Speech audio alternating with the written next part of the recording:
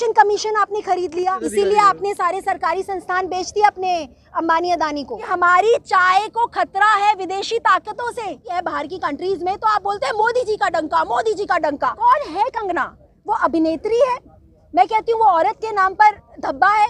औरत अपने देश के किसानों को गाली दे सकती है, उससे बुरी इंसान कोई नहीं हो सकती। प्रधानमंत्री के किसानों के प्रति जो बयान आया उसको आप किस नजर से देखते हैं? जिसे कहते हैं ना संवेदनहीन, संवेदना उनके मन में है ही नहीं। वो अपने आप को चाय वाला कहते हैं इस देश का, कि मैं चाय वाला था और एक चाय वाले को प्राइम मिनिस्टर बना दिया गया। तो अगर आप चाय वाले सचमुच थे तब तो आपको इस देश के किसान, इस देश के आम इंसान और इस देश के जो गरीब तबका है, आपको उनके प्रति संवेदनाशील होना चाहिए, लेकिन आप नहीं हैं। आपको ना इस देश के नौजवानों से कोई लेना देना है, ना आपको देश के किसानों से कोई लेना देना है, ना देश की महिलाओं से कोई लेना देना है। आप इस सत्ता में अगर आए हैं तो सिर्फ और सिर्फ अंबानी और अदानी के लिए आए हैं। ये बात तो आपने पिछले 6 सालों में हमको बार बार अच्छे से आपने प्रूफ कर दी है कि आप सिर्फ और सिर्फ अंबानी और अदानी के एजेंट हैं। आप प्रधानमंत्री नहीं हैं, आप एक एजेंट बनकर आए थे, और वो भी अंबानी और अदानी का, क्योंकि देश लगभग आपने आधे से ज़्यादा देश अंबानी और अदानी के हाथ में ऑलरेडी बेच दिया है, और जो बची कुची सीमाएं हैं वो आप चाइना को दान दे रहे हैं। लाखों किसान सीमा पर हैं और उनको परजीवी कहा जा रहा है। देखिए, ये जिस तरह की वो टिप्पणियां देते हैं ना प्रधानमंत्री जी, ये उनको शोभा नहीं देता। एक गरिमा जो होती है प्रधानमंत्री की ना, उसको बनाए रखने के लिए ना आप भले ही आपकी नीतियों के अगेंस्ट लोग रहें, लेकिन आपकी इज्जत बनी रहे, इसलिए आपको इस तरह की टिप्पणियां नहीं देनी चाहिए। वो भी देश के जो लोग, जो हमारा संवैधानिक अधिकार है प्रोटेस्ट करना, जब हमें देश की हमारी गवर्नमेंट की कोई भी नीतियां खराब लगती हैं, हमारे संविधान ने हमें अधिकार दिया है कि हम उसके लिए प्रोटेस्ट करें। आप आंदोलनजीवी उनको बुलाते हैं। मैं आपसे ये पूछती हूँ, आप कौन हैं? आपकी पार्लियामेंट में कौन लोग बैठे हैं? आपने अपनी पार्लियामेंट में सिर्फ और सिर्फ गुंडे मवाली बिठा रखे हैं। आपने आपकी पार्लियामेंट में वो लोग बिठा रखे हैं जो सिर्फ और सिर्फ आपके लिए काम करते हैं, देश के लिए काम नहीं करते। आपकी मीडिया आपने खरीद रखी है, क्योंकि पिछले 6 सालों में मैंने मीडिया में सिर्फ और सिर्फ आपका गुणगान सुना है। मैंने एक बार भी मीडिया, जितनी भी हमारी मेन स्ट्रीम मीडिया है, उन्होंने ना तो सरकार से कोई सवाल किया, ना ही सरकार को उनकी गलत नीतियों के लिए जिम्मेदार ठहराया। इलेक्शन कमीशन आपने खरीद लिया, क्योंकि आपको कैसे भी करके इस देश पे राज करना था। चाहे आपको धर्म की घुट्टी पिला के, लोगों को नशा करा के, आपको धर्म का जो एक आप नशे की पुड़िया लोगों के अंदर आपको भरते हैं ना, आपको वैसे वोट मिले, या फिर आप ईवीएम खरीद कर ईवीएम खरीद कर आप ईवीएम की तरीके से आप वोट पाए। प्रधानमंत्री जी कह रहे हैं बाबू ने देश बिगाड़ दिया, युवाओं को बिना कंपटीशन नौकरी मिल जानी चाहिए। किन्होंने देश को बिगाड़ दिया? बाबुओं ने देश को बिगाड़ दिया है। कौन से बाबुओं ने देश को बिगाड़ दिया है? कौन से बाबुओं ने देश को बिगाड़ दिया? सरकारी बाबू, अधिकारी जो है, सरकारी अधिकारी। इसीलिए आपने सारे सरकारी संस्थान बेच दिए अपने अंबानी अदानी को। यही रीजन है, बस इतना सही रीजन है। इसलिए आपने सारे सरकारी संस्थानों को बंद कर दिया, क्योंकि आपको बाबुओं से भी प्रॉब्लम थी। आपको किससे प्रॉब्लम नहीं है? आपको जेएनयू से प्रॉब्लम है, आपको जामिया से प्रॉब्लम है, आपको मुसलमानों से प्रॉब्लम है, आपको किसानों से प्रॉब्लम है, आपको बाबुओं से प्रॉब्लम है। आपको किससे प्रॉब्लम नहीं है? आप सीधा सीधा ये बोलिए, अंबानी अदानी को छोड़ के मुझे इस देश में हर इंसान से प्रॉब्लम है। इसीलिए शायद जो कानून बनने चाहिए, आप वो कानून तो बनाते नहीं है। लगातार महिलाओं के साथ जघन्य अपराध होते हैं, रेप पे रेप होते हैं, छोटी छोटी बच्चियों के साथ रेप होते हैं, वहाँ आपको कानून बनाने की ज़रूरत नहीं लगती। हमारा किसान जब मर रहा था, आत्महत्या कर रहा था कर्जों के तले दबकर, आपने एक बार तब किसानों की सुध नहीं ली, आपने किसानों के बारे में नहीं सोचा। जो हमारे देश का अन्नदाता, जिसकी वजह से आज हमारा पेट भरता है, आप उसकी प्रति भी संवेदनशील नहीं है। और आज जब हमारे देश का किसान सड़कों पे बैठा हुआ है, 200 से ऊपर मौतें हो चुकी हैं, तब आपको बंगाल इलेक्शंस का लगा हुआ है। आप अपना गेटअप चेंज करके, अपनी दाढ़ी वाड़ी बढ़ा के आप अपने बंगाल इलेक्शन की तैयारी कर रहे हैं। और हमारे देश का मीडिया जो इतना गिर चुका है, जो आज कब्जा चाइना ने कर रखा है, और वो न्यूज़ में जी न्यूज़ वाला ये दिखा रहा है कि मोदी की दाढ़ी से डर गया पाकिस्तान। क्या मजाक है क्या?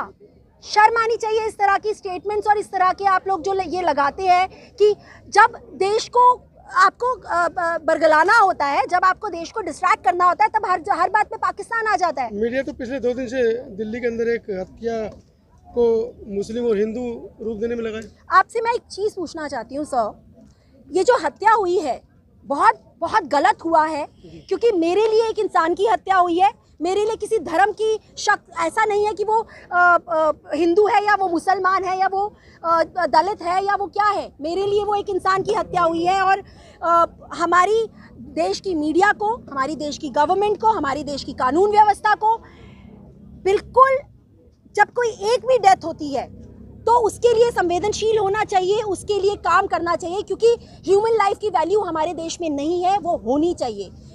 लेकिन उसका मतलब ये नहीं है कि जब आपको अपनी पॉलिटिकल एम्बिशंस को पूरा करना है तो आप यहाँ पर झूठ बोल बोल के लोगों को बरगलाएंगे, ये बोल के कि उस बच्चे की हत्या इसलिए हुई क्योंकि वो जय श्री राम का नारा लगाता था। मैं आप लोगों से ये बात पूछना चाहती हूँ, क्या ये हत्या इस तरह से हुई? क्या न्यूज़ में या पुलिस वालों ने ऐसी स्टेटमेंट दी कि जिन्होंने हत्या करी है, जो वो मुसलमान लड़के हैं, क्या वो उससे अल्लाह अकबर बुलवा रहे थे? आप किसी भी तरह से कंपैरिजन नहीं कर सकते तबरेज़ अंसारी की हत्या को और इस बच्चे की हत्या को, क्योंकि वहां पर जय श्री राम का नारा लगवाकर उसको मारा जा रहा था और यहाँ पर एक आपसी रंजिश की वजह से उसको मारा गया, उनकी आपसी लड़ाई की वजह से उसको मारा गया है। दिल्ली पुलिस ने ये साफ साफ क्लियर आके क्लैरिटी भी दे दी है कि आपसी रंजिश थी। उसके बावजूद हमारे देश का बिका हुआ मीडिया, हमारे देश का गोदी मीडिया या मैं कहूँ मोदी मीडिया, वो लगातार लोगों में जहर भरने की कोशिश कर रहा है। खत्म कर दो इस जहर को। हमारे देश में और भी बहुत मुद्दे हैं, उन मुद्दों पर काम करिए। मैम, लोग कह रहे हैं कि मोदी जी का विरोध देश का विरोध है। मोदी जी क्या देश है? नहीं, मोदी जी एक इंसान है, एक पॉलिटिकल पार्टी के बाशिंदे हैं, बस। आपको ये जानना बहुत जरूरी है कि ये देश किसी प्राइम मिनिस्टर से नहीं बनता। ये देश है इसलिए प्राइम मिनिस्टर बनता है। प्राइम मिनिस्टर को चूज करने वाली इस देश की जनता है। इस देश की मालिक इस देश की जनता है। इस मिट्टी का मालिक देश का किसान है। इस मिट्टी को जो उपजाऊ बनाता है ना 24-24 घंटे, वो किसान मेहनत करके उपजाऊ बनाता है। और आज अगर किसान खुश नहीं है तो ये देश खुश नहीं हो सकता। आप जो ये किसान है ना, वो बैकबोन है इस देश की, रीढ़ की हड्डी। आप उस हड्डी को इतना झुका रहे हो, इतना झुका रहे हो, आप भूल गए हो कि अगर आप ये रीढ़ की हड्डी को झुकाते रहे ना तो ये कंट्री पैरालाइज हो जाएगी। और मोदी जी यही कर रहे हैं। मैं आपसे ये बात पूछना चाहती हूँ कि देश किससे बनता है? देश के लोगों से देश बनता है। अगर देश के लोग खुश नहीं है तो देश खुश कैसे हो सकता है? देश का नौजवान, देश का जवान, देश का किसान खुश नहीं है तो देश खुश कैसे हो सकता है? देश की औरतें खुश नहीं है, देश की औरतें सुरक्षित नहीं है तो देश खुश कैसे हो सकता है? प्रधानमंत्री का विरोध करना गलत नहीं है, क्योंकि प्रधानमंत्री जब खुद प्रधानमंत्री नहीं थे ना, तो वो जब उस वक्त के प्रधानमंत्री मनमोहन सिंह जी थे, उनका विरोध करते थे। तब तो लोगों ने आकर नहीं कहा कि प्रधानमंत्री का विरोध करना देश का विरोध करना है। क्या ये पार्टी स्पेसिफिक है कि कांग्रेस अगर पावर में होगी तो अन्ना हजारे जी बैठ जाएंगे आंदोलन में और उसके बाद वो उस आंदोलन को रूप दे देंगे कि कांग्रेस को हटाना है, और उसके बाद वहां पर गलत नहीं कहा जाएगा कि देश का विरोध करा जा रहा है। लेकिन आज क्योंकि बीजेपी पावर में है और हम अगर मोदी जी को बोलते हैं कि वो गलत कर रहे हैं, तो यहाँ पर देश का विरोध हो रहा है, यहाँ पर भगवान राम का विरोध हो रहा है। क्यों ऐसा? क्यों बार बार हर चीज में धर्म को लेकर आया जाता है? यहाँ पर मेरे से कितने लोग ये सवाल करते हैं कि आप किस तरह की हिंदू हैं? आप किस तरह की हिंदू हैं जो आप अपने प्रधानमंत्री के बारे में उल्टा सीधा बोलती हैं, जो हिंदू राष्ट्र बनाना चाहते हैं, जो हिंदुओं का इतना मान सम्मान बढ़ाना चाहते हैं? हमें नहीं चाहिए हिंदू राष्ट्र। ये देश हिंदू, मुसलमान, सिख, ईसाइयों से बना है। इस देश की मिट्टी में सबका खून है। ये देश सबका है। हिंदू राष्ट्र नहीं बनेगा यहाँ पर। हिंदू राष्ट्र से क्या दिक्कत है? मेरे को बिल्कुल दिक्कत है हिंदू राष्ट्र से। इसलिए दिक्कत है क्योंकि हमारा संविधान हमें धर्मनिरपेक्ष बनाता है। धर्मनिरपेक्षता का मतलब आप समझते हैं ना कि यहाँ हर धर्म के लोग यहाँ विराजते हैं, तो ये हिंदू राष्ट्र कैसे बन सकता है? और एक देश, आप मुझे एक बात बताइए, हमारे देश की समस्याएं तो आपसे सुलझती नहीं है। जो देश ऑलरेडी इतनी सब कुछ बना बनाया आपको कांग्रेस ने एक परोस के दे दिया था थाली में, आपसे वो संभला नहीं, आपने सब कुछ बेच दिया अपने अंबानी अदानी को, और अब आप हिंदू राष्ट्र की कल्पना कर रहे हैं। तो राष्ट्रहित में बेचा जा रहा है मैम। कैसे राष्ट्रहित में? आप मुझे बताइए किस तरह से राष्ट्रहित में बेचा जा रहा है? चाइना डर के भाग गया, चाइना डर के भाग गया, पाकिस्तान थर-थर कांप रहा है। हाँ, चाइना डर के भाग गया।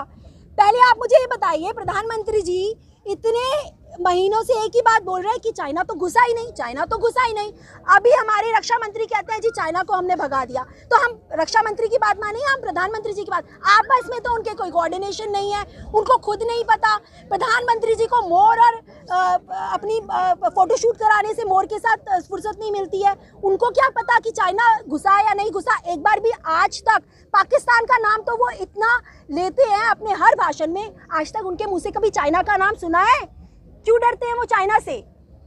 लेकिन मीडिया मैम, टेलीविजन, अखबार देखने पर तो लगता है दुनिया में सब जगह मोदी जी का डंका बज रहा है। आप लोग को ऐसा क्यों नहीं लगता है? मोदी जी का डंका बज रहा है? मोदी जी का डंका बज रहा अगर होता ना, तो जब किसानों की सपोर्ट में रिहाना जो पॉप स्टार है, जब वो आई और बाहर के बहुत सारे जो लोग हैं वो लोग आए जब किसानों के सपोर्ट में, तो डर नहीं गए होते मोदी जी? क्या भाषण दे रहे थे वो जाकर कि हमारी चाय को खतरा है विदेशी ताकतों से? आप इतना डर गए? अगर आपकी तारीफ में कुछ बात होती है बाहर की कंट्रीज में, तो आप बोलते हैं मोदी जी का डंका, मोदी जी का डंका। और अगर आपको क्रिटिसाइज किया जाता है तो वो विदेशी ताकतें हो गई। कंगना जी ने कहा है रिहाना तो पैसा लेती कौन है कंगना? कंगना रनावत सर्वश्रेष्ठ अभिनेत्री है दुनिया की। कौन है कंगना? वो अभिनेत्री है? मैं कहती हूँ वो औरत के नाम पर धब्बा है।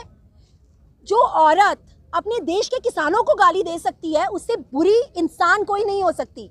और उसको बढ़ावा दिया किसने है? ये बीजेपी तो खड़ा करती है ऐसे ऐसे लोगों को। मैं कंगना जी से ये बात पूछना चाहती हूँ, क्या आपके घर से कभी कोई जवान गया है देश की सुरक्षा करने? ये जो किसान यहाँ पर बैठे हैं ना, ऑलमोस्ट हर किसान के घर से देश की सुरक्षा के लिए जवान तैनात होंगे, और वो खोते भी हैं अपने बच्चों को। वो आपके लिए रोटी भी पैदा करती है 24 घंटे खेतों में रहकर, और अपने बच्चों को भी आपको दे देती है देश की रक्षा करने के लिए, और उसके बावजूद आप इनको गालियां निकालते हैं। लेकिन मोदी जी ने जीएसटी लाया, नोटबंदी लाया, अब कृषि बिल लाया, 100-200 लोग ही तो मरते हैं, लेकिन देश का बहुत भला होता है। अच्छा एक मिनट, ये जो नोटबंदी है उससे किसको फायदा हुआ सर? आप मेरे को बस इतना बताइए। काला धन आ गया। काला धन आ गया? कहाँ है वो काला धन? काला धन अगर आ गया होता तो जो ये किसान मर रहे हैं, आत्महत्या कर रहे थे कर्जों के तले दबकर, फिर तो वो बिल्कुल ठीक हो जाते, उनको जरूरत भी नहीं पड़ती किसी चीज के लिए। नया संसद बन रहा है, राम मंदिर बन रहा है, वहाँ पर मूर्ति बन गई, बस इसी के लिए पैसा है आपके पास। और ये संसद बन रहा है, संसद के लिए आपके पास पैसे हैं, राम मंदिर के लिए भी आपने बोला हमारे पास हजारों करोड़ है, तो लोगों से चंदा मांगने के लिए, भीख मांगने के लिए क्यों आ रहे हैं लोगों के घरों पर ये लोग? राम मंदिर के नाम पर कौन आ रहा है भीख मांगने के लिए, और क्यों आ रहे हैं भीख मांगने के लिए भगवा पहनकर? किस लिए मांग रहे हैं वो चंदा? हमारे देश में कितनी मौतें होती हैं भूखमरी से? क्या कभी किसी ने, क्या हमारे नेताओं ने भूखमरी के लिए चंदा मांगा? और जो पीएम केयर फंड हमारी कोविड के टाइम पे इकट्ठा किया, कहाँ ब्यौरा दिया उसका? क्या किया पीएम केयर फंड का? मंदिर के नाम पर आप सरकार लाए थे, आपको चंदे से भी एतराज है?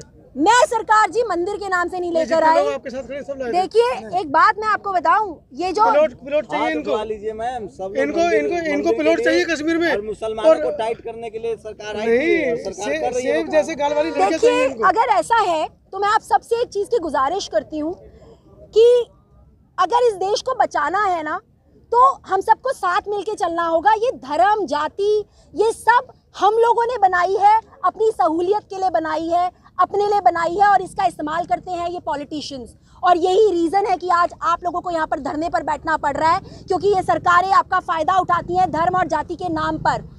क्यों हम लोग एक साथ मिलके नहीं चल सकते? हमें तो बचपन में स्कूल में सिखाया जाता था कि एक उंगली से आप काम नहीं ले सकते, लेकिन जब वो मुट्ठी बन जाती है तो वो इतनी मजबूत हो जाती है।